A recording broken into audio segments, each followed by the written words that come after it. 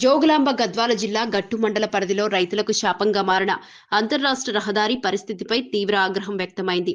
రాయచూరు నుంచి కర్నూలుకు వెళ్లే మార్గంలో మిట్టదొడ్డి నుంచి బలిగేర మధ్య దాదాపు 2 కిలోమీటర్ల రహదారి పూర్తిగా దెబ్బతిని గత 2 సంవత్సరాలుగా రైతులకు తీవ్ర ఇబ్బందులు కలిగిస్తోందని బీఎస్పీ గద్వాల నియోజకవర్గ అధ్యక్షులు బహుజన్ సమాజ్ పార్టీ నాయకుడు బండారి ఎస్ రాజు తెలిపారు. ఈ road Kurnool to Raichur road. దీనికి కాంట్రాక్ట్ ఎవరో తెలియదు, కానీ మిడిదొడ్డి నుంచి బలిగేరు మధ్యలో దాదాపు 2 కిలోమీటర్ల రోడ్డు ఆగిపోయింది.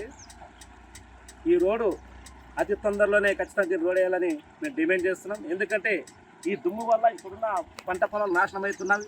ఇందాక ఒక రైతు చెప్పాడు, చాలా రోజుల నుంచి వాళ్ళు ఈ దుమ్ము వేయడం వల్ల పంట చివరిగా వాళ్ళు నష్టపోతున్నారు. కాబట్టి ఖచ్చితంగా ప్రభుత్వ అధికారులు కానీ లేక దీని కాంట్రాక్ట్ కానీ ఖచ్చితంగా ఈ రోడ్డు వేయాలని డిమాండ్ చేస్తున్నాం. లేని పక్షాన ఖచ్చితంగా మళ్ళీ ఈ రోడ్డు పైన పెద్ద ఎత్తున ఉద్యమం చేస్తామని తెలియజేస్తున్నాం.